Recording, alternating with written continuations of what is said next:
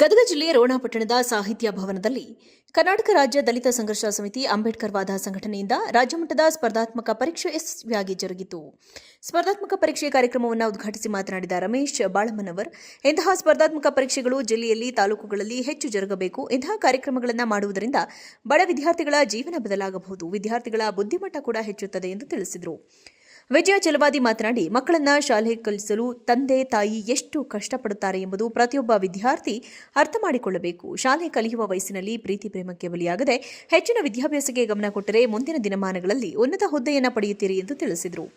ಅಧ್ಯಕ್ಷತೆ ಭಾಷಣ ಹನುಮಂತ್ ಚಲವಾದಿ ಮಾತನಾಡಿ, ಸ್ಪರ್ಧಾತ್ಮಕ ಪರೀಕ್ಷೆಗೆ ಬಹಳಷ್ಟು ಜನ ಸಹಾಯ ಹಸ್ತ ಚಾಚಿದ್ದಾರೆ. ಈ ಸ್ಪರ್ಧಾತ್ಮಕ ಪರೀಕ್ಷೆ ಕಾರ್ಯಕ್ರಮದ ಉದ್ದೇಶ ಪ್ರತಿಭಾವಂತ ವಿದ್ಯಾರ್ಥಿಗಳಿಗೆ ಹಾಗೂ ಬಡ ವಿದ್ಯಾರ್ಥಿಗಳಿಗೆ ಅನುಕೂಲವಾಗಲಿ ಎಂದು ಈ ಕಾರ್ಯಕ್ರಮವನ್ನು ರೂಪಿಸಿದ್ದೇವೆ. ಜೀವನದಲ್ಲಿ ಇಂತಹ ಸ್ಪರ್ಧಾತ್ಮಕ ಪರೀಕ್ಷೆಗಳಿಗೆ ಭಾಗವಹಿಸಿದ ಎಲ್ಲಾ ವಿದ್ಯಾರ್ಥಿಗಳಿಗೂ ಶುಭಾಶಯ ತಿಳಿಸಿದರು. ಕಾರ್ಯಕ್ರಮ ನಿರೂಪಣೆ ಮಾಡಿದ ಮತ್ತು ನಂದಿ ಗದಗ ಜಿಲ್ಲೆಯ ರೋಣ ತಾಲೂಕಿನಲ್ಲಿ ಪ್ರಥಮ ಬಾರಿಗೆ ಈ ಕಾರ್ಯಕ್ರಮ ಆಯೋಜನೆ ಮಾಡಿದ್ದು ತುಂಬಾ ಸಂತೋಷದ ವಿಷಯ. ಹಾಗಾಗಿ ಇಂತಹ ಕಾರ್ಯಕ್ರಮಗಳು ಹೆಚ್ಚು ಜರುಗಬೇಕೆಂದು ಮಾತನಾಡಿದರು. ಈ ಸ್ಪರ್ಧಾತ್ಮಕ ಪರೀಕ್ಷೆಯ ಬಹುಮಾನಗಳನ್ನು ಪಡೆದುಕೊಂಡ ವಿದ್ಯಾರ್ಥಿಗಳು: ಮೊದಲನೇ ಬಹುಮಾನ ಲ್ಯಾಪ್ಟಾಪ್, ವಿದ್ಯಾರ್ಥಿ ಬಸವರಾಜ್ ಗೂಗ್ಲಿ, ಗುಲ್ಬರ್ಗ. ದ್ವಿತೀಯ ಬಹುಮಾನ ಕಂಪ್ಯೂಟರ್ ಪಡೆದುಕೊಂಡ ವಿದ್ಯಾರ್ಥಿ ಮೌನೇಶ್ ಕುಮಾರ್, ಬಾಗಲಕೋಟೆ. ತೃತೀಯ ಬಹುಮಾನ ಟ್ಯಾಬ್ ಪಡೆದುಕೊಂಡ ವಿದ್ಯಾರ್ಥಿ ಭೀಮಪ್ಪ ತೊಂಡಿಹಾಳ, ವಡಗೇರಿ. ಚತುರ್ಥ ಬಹುಮಾನ ಮೊಬೈಲ್ ಫೋನ್ ಪಡೆದುಕೊಂಡ ವಿದ್ಯಾರ್ಥಿ ವಿಶ್ವನಾಥ್, ಯಾದಗಿರಿ. ಈ ಒಂದು ಕಾರ್ಯಕ್ರಮದಲ್ಲಿ ರುದ್ರೇಶ್ ಹುಣಸಿಮರದ, ಮೈಲಾರಪ್ಪ ಶಿರೋಳ, ಅಶೋಕ್ ತಾಳದವರ್, ಲವ ಹಿರೇಮನಿ, ವೀರೇಶ್ ಕಾಟಾಪುರ್, ಮಾಂತೇಶ್ ಬಾಳಮನವರ್, ಮಂಜುನಾಥ್ ಚಲವಾದಿ, ಬಸವರಾಜ್ ಹೊಲಗಿ, ನಾಗರಾಜ್ ದೊಡ್ಮನಿ, ಆದಿತ್ಯ ದೊಡ್ಮನಿ, ಪ್ರದೀಪ್ ದೊಡ್ಮನಿ, ನಿತೇಶ್ ಗಡಾದ್, ಭೀಮಪ್ಪ ದೊಡ್ಮನಿ, ಸಂತೋಷ್ ದೊಡ್ಮನಿ, ಮಂಜುನಾಥ್ ಹಾದಿಮನಿ ಅನೇಕರು ಭಾಗವಹಿಸಿದ್ದರು. 4 ದಿನಗಳಲ್ಲಿ ಮಾಡಿದ್ವಿ. ಯಾಕಂದರೆ ಈ ಒಂದು ಕಾರ್ಯಕ್ರಮ ಮಾಡಬೇಕಾದ್ರೆ ಸುಮಾರು 60 ರಿಂದ 70 ಸಾವಿರ ರೂಪಾಯಿ ಖರ್ಚಾಗುತ್ತೆ.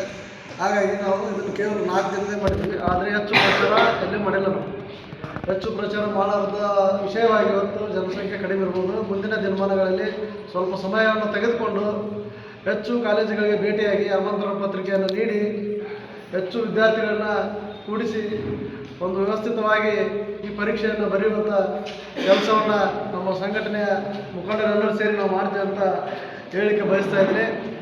ಜೊತೆಗೆ ಇವತ್ತು ಈ ಒಂದು ಕಾರ್ಯಕ್ರಮದ ಉದ್ದೇಶ ಏನಂದರೆ, ಸಾಕಷ್ಟು ಬಡ ವಿದ್ಯಾರ್ಥಿಗಳು ಚೆನ್ನಾಗಿ ಓದ್ತಾ ಇರ್ತಾರೆ, ಚೆನ್ನಾಗಿ ಪರೀಕ್ಷೆ ಬರೀತಾ ಇರ್ತಾರೆ. ಅವ್ರಿಗೆ ಮನೆಯಲ್ಲಿ ಆರ್ಥಿಕ ಪರಿಸ್ಥಿತಿ ಸರಿ ಇರಲ್ಲ. ಆರ್ಥಿಕ ಪರಿಸ್ಥಿತಿ ಸರಿ ಇರಲಾರ್ದಕ್ಕೋಸ್ಕರ ಮಕ್ಕಳಿಗೆ ಏನಾಯ್ತು, ಇವಾಗ ಲ್ಯಾಪ್ಟಾಪು ಇವು ತೊಗೋಬೇಕಂದ್ರೆ ಒಂದು 25-30 ಸಾವಿರ ರೂಪಾಯಿ ಬೇಕು. ಜೊತೆಗೆ ಕಂಪ್ಯೂಟರ್ ಒಂದು 15ರಿಂದ 20 ಸಾವಿರ ರೂಪಾಯಿ ಬೇಕು. ಹೀಗಾಗಿ ಏನು ನಿಮಗೆ ಶಾಲೆಗೆ ಕಳಿಸ್ತಕ್ಕಂಥ ತಂದೆ ತಾಯಿಗಳಿಗೆ ಇಂತಹ ವಸ್ತುಗಳನ್ನು ಕೊಡಿಸುವ ಶಕ್ತಿ ಇರುವುದಿಲ್ಲ. ಹಾಗಾಗಿ ಇವತ್ತೇನು ಮೇಲೆ ಕೂತಿದ್ದಾರೆ ಎಲ್ಲ ದಾನಿಗಳ ಸಹಕಾರದಿಂದ ಈ ಒಂದು ಕಾರ್ಯಕ್ರಮವನ್ನು ತಾವೆಲ್ಲರೂ ಯಶಸ್ವಿ ಮಾಡಿದ್ದೀರಿ.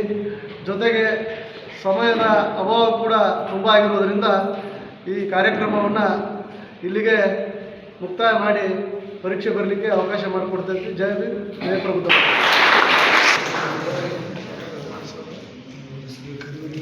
ಯುವಕರು ಮತ್ತು ಯುವತಿಯರು, ಇದು ಪರೀಕ್ಷೆ ಯಾವ ರೀತಿ ಇರ್ಬೇಕಂತಂದ್ರೆ, ನಿಮಗೆಲ್ಲ ಒಂದು ಟ್ರೈನಿಂಗ್ ಇದ್ದಂಗೆ. ಒಂದು ಏನೋ ಕ್ವಶನ್ ಕೊಟ್ಟಿರ್ತಾರೆ, ಏನೋ ಪ್ರಶ್ನೆಗಳು ಇರ್ತಾವೆ, ಅವು ಸರಿಯಾಗಿ ಉತ್ತರ ಮಾಡಿ ಆ ಬಹುಮಾನಗಳೇನು ತಮ್ಮ ಬಳಿಲಿಗೆ ಬರಲಿ. ದ್ವಿತೀಯ ಒಂದು ಬಹುಮಾನ ಇಟ್ಟಿರ್ತಾರೆ, ಅದು 4 ಮಂದಿ ಬರ್ತೈತಿ. ಅದ್ರಲ್ಲಿ 4 ಮಂದಿ ಅಂತಲ್ಲ, ನೀವೇನು ಭಾಗವಹಿಸಿರಿ ಎಲ್ಲರಿಗೂ ಬಂದಂತೆ ತಿಳ್ಕೊಂಡು ಕಾರ್ಯಕ್ರಮ ಲೇಟಾಗಿ ಶುರುವಾಗೈತಿ.